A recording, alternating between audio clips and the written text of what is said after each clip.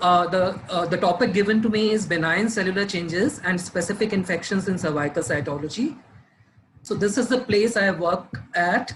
This is an ICMR institute by the name of National Institute of Cancer Prevention and Research, which is located at Noida.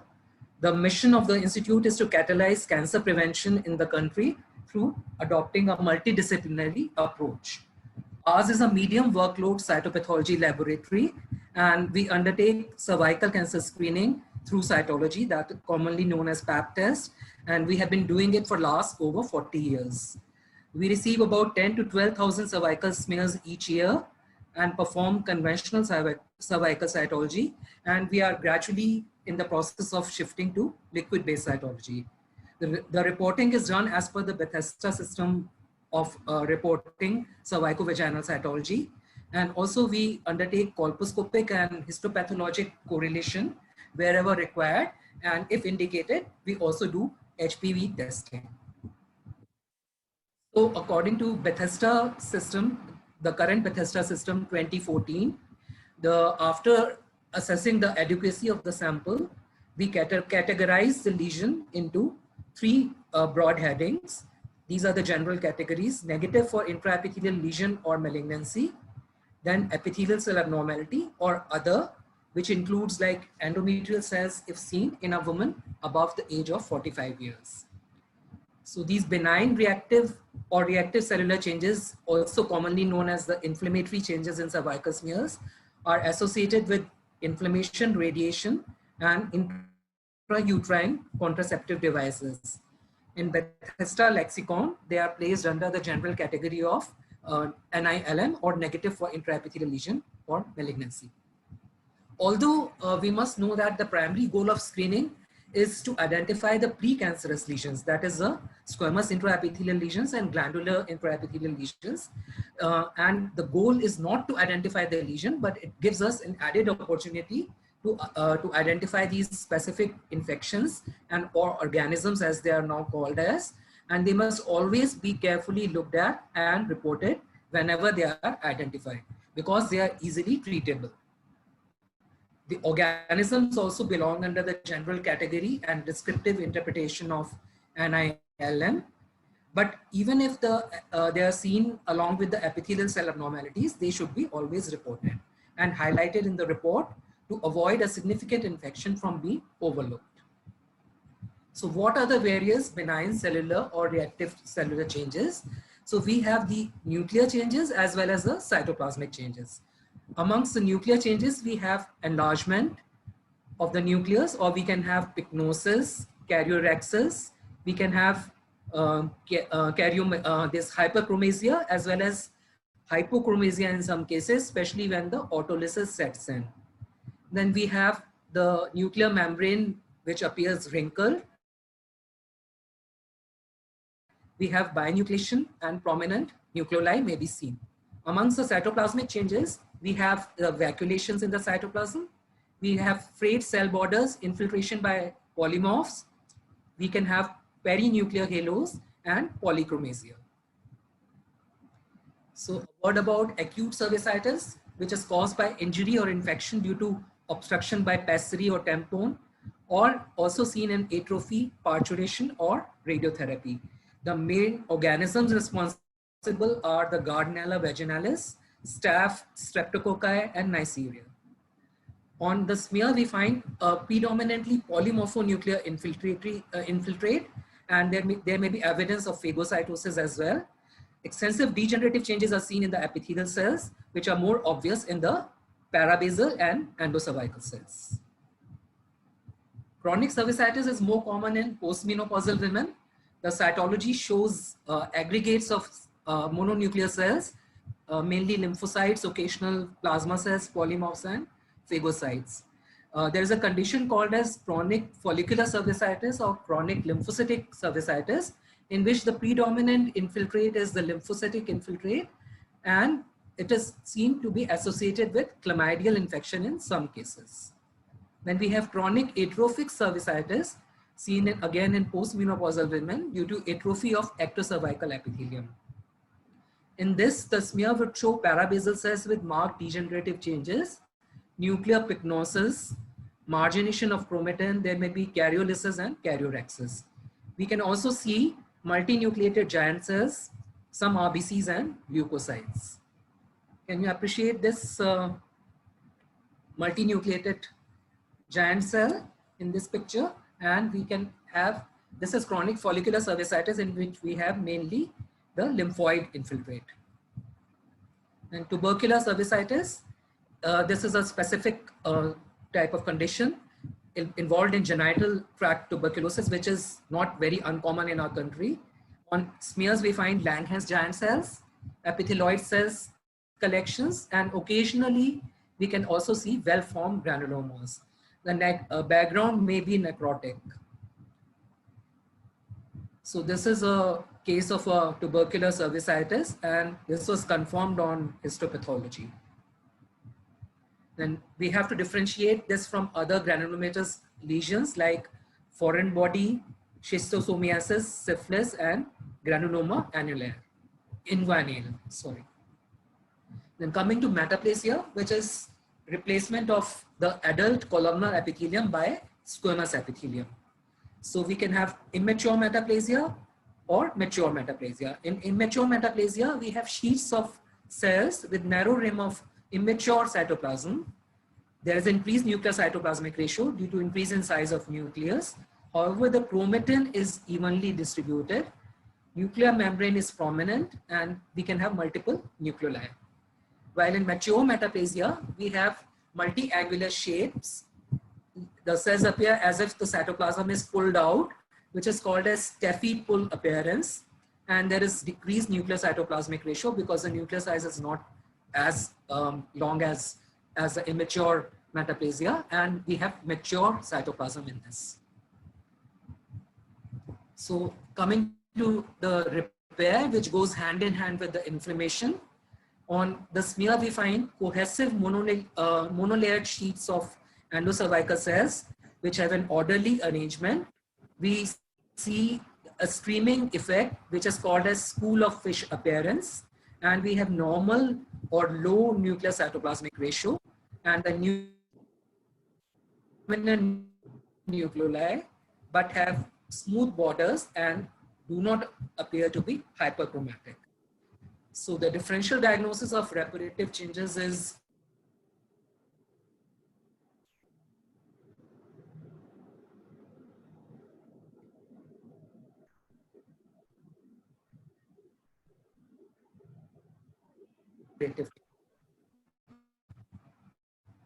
coming to specific infections or specific organisms, as they are now called as in the Bethesda lexicon. So these are the various cervical pathogens. Amongst the viruses, we have HS virus, bacteria, staph, strep, Neisseria, E. coli, Gardnerella, actinomyces. Then we can have chlamydia, trichomatis. Amongst the fungi, we have candida and aspergillus, and parasites. We have mainly Trichomonas vaginalis, occasionally schistosoma, and Wuchereria bancroftii. The important ones in our setup are Candida, Trichomonas, Gardnerella vaginalis, and sometimes Actino and HSV. HPV is no longer included under the infective organism because it is now considered to be a main causative factor for cervical carcinogenesis. So HPV changes are included under low-grade squamous intraepithelial lesions.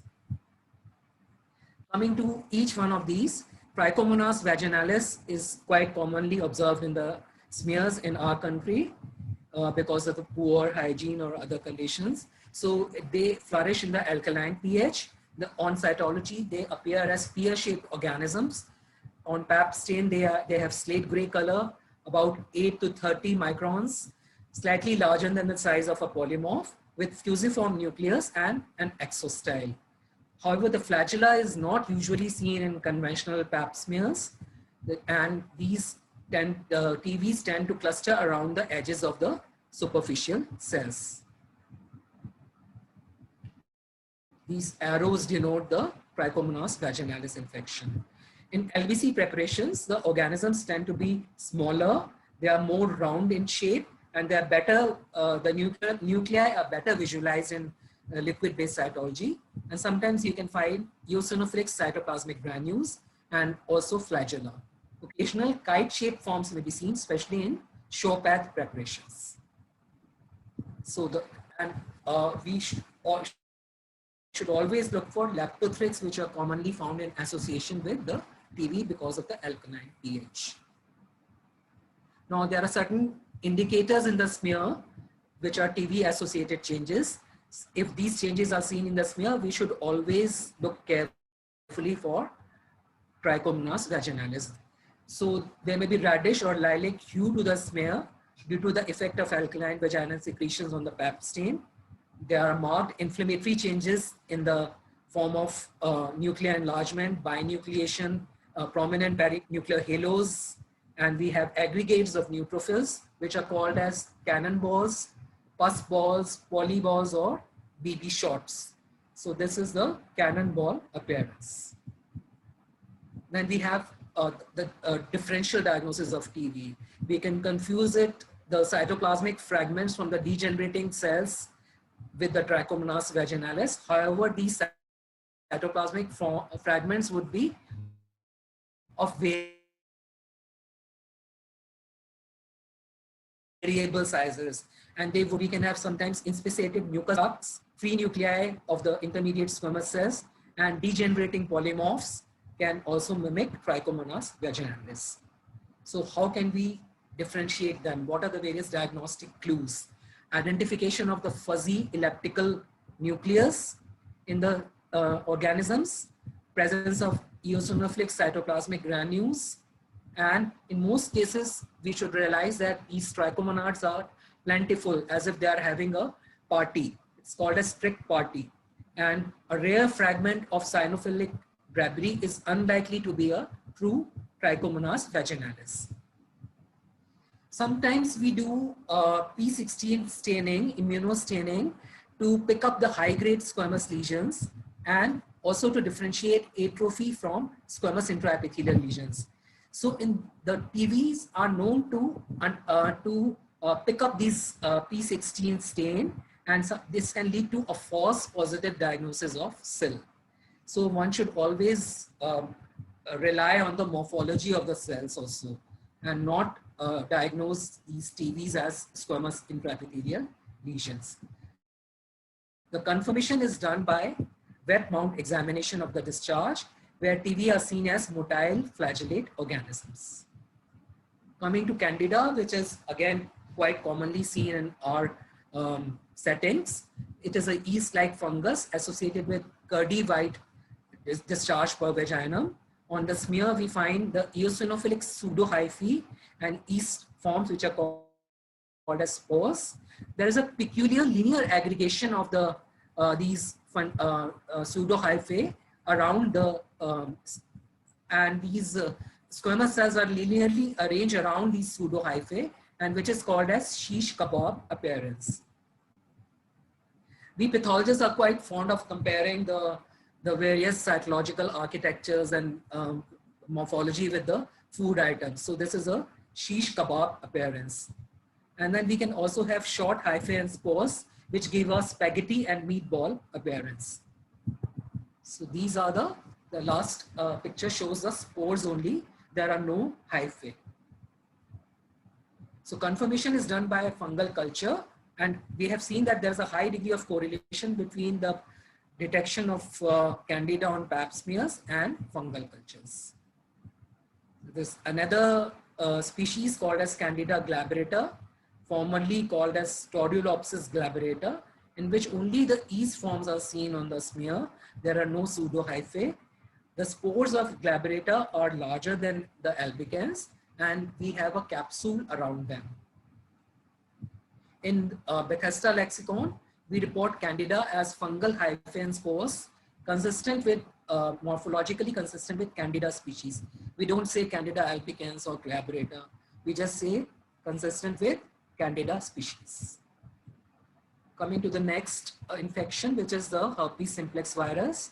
There are typical 3 M's on cytology: multinucleation, margination, and molding. We have multinucleated giant cells, and which may have up to 50 nuclei.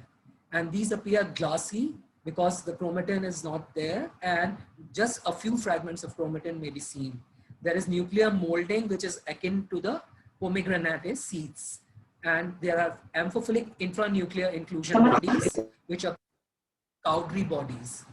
Cytoplasm is often abundant and may be vacuolated.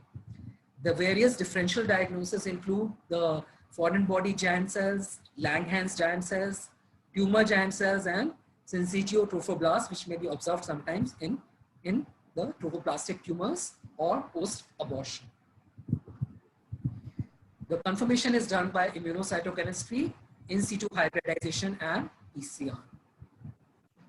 Actinomyces, often seen in long-term users of intrauterine contraceptive devices. On cytology, we see cotton wool colonies of actinomyces. There is radial arrangement of branching filamentous threads, also called as sulfur granules. The bacteria are so aggregates having a dusty appearance, which are colloquially called as dust bunnies or dust balls or Gupta bodies. The differential diagnosis includes cluster of cocci or lactobacilli, which may mimic these actinomyces. However, on careful evaluation, we can see the short bacteria or the cocci in these aggregates, and they are not filamentous. Other filamentous organisms like Lactothrix and Aspergillus and cockle burrs, which are degenerate radiate crystals associated with pregnancy, intrauterine devices, and birth control pills, can also mimic actinomyces. For confirmation, we do culture and silver staining. 1 minute. The actinomyces are gram positive and AFB negative. Coming to bacterial vaginosis, which is also quite commonly seen in the smears we examine. Of these bacterial vaginosis, many bacteria are responsible for that. Main being the Gardnerella vaginalis, called as GV, and others are Mobilincus, Streptococci, bacteroids, Mycoplasma, etc. Most patients are asymptomatic, and however, some patients have thin copious discharge with fishy or ammonia-like odor. On cytology, we find clue cells, which are quite pathognomic of bacterial vaginosis. These are the squamous cells which are covered by the coccobacilli with extension to the cell edges, giving a velvety coat or shaggy appearance. Then these small coccobacilli form a granular blue background in the smear, which is called as sandy background, and this is also indicative of bacterial vaginosis. The complications in the woman may be pelvic inflammatory disease, infertility, post-operative infections, premature labor, and low birth weight babies. We performed a study in the smears we received, and we found a prevalence of about 41% in our smears. And Pap smear was found to be 80% sensitive and about 87% specific in diagnosis of bacterial vaginosis. And of the various parameters, clue cell was most sensitive and specific feature. Bacterial vaginosis under Bethesda reporting system is reported as shift in vaginal flora suggestive of bacterial vaginosis. There are certain AMSEL's diagnostic criteria for diagnosing bacterial vaginosis. The woman should have thin copious vaginal discharge plus any two of the following three: pH more than 4.5, which is suggestive, or more than 6, which is strongly suggestive of bacterial vaginosis. Then if we do 10% KOH test, it releases fishy odor due to amines, which is called as Whiff's test. And the wet mount will show clue cells. Confirmation is done by examination of various bacterial morphotypes on gram-stained vaginal smear according to the Nugent's criteria. I'm not going into the details of the criteria. And then we can do culture of the bacteria. Then we have Lactothrix. These are innocuous, harmless, non-pathogenic bacteria.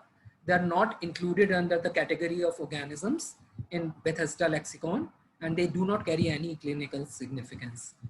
There are long thread-like thin structures. They often lie singly, pairs, or in loops, and often found in association with Trichomonas vaginalis, as I told you before. And these pictures, the arrows, big arrows, red arrows denote the Trichomonas vaginalis, and the smaller arrowheads denote the Leptothrix. You can have this, see this tuft of hair-like appearance or loop. Differential diagnosis is from the lactobacilli, which are thicker, much smaller, and never arranged in loops. And we come to Chlamydia trachomatis. This is also not included in the Bethesda lexicon under the category of organisms. So this is, however, the most common cause of bacterial STIs. And if untreated, it may result in ascending inflammation of fallopian tubes, resulting in PID, ectopic pregnancy, and infertility at times. And it also may confer risk of developing the carcinoma of cervix. So it is important to identify this on Pap smear if possible. Cytology would show vacuolation of the cytoplasm in metaplastic cells, giving a mottled or moth-eaten appearance. There may be fine cocoid structures inside the cytoplasm, which are called as elementary bodies, or there may be distinct large intracytoplasmic inclusion bodies, which are called as nabular inclusions. The background of the smear is of two types. Either there may be increased histiocytes or polymorphs, or there may be lymphoid or plasma cell infiltrate. Confirmation is by direct fluorescent antibody test or PCR. Now, this is how the specific infections would appear on liquid-based cytology.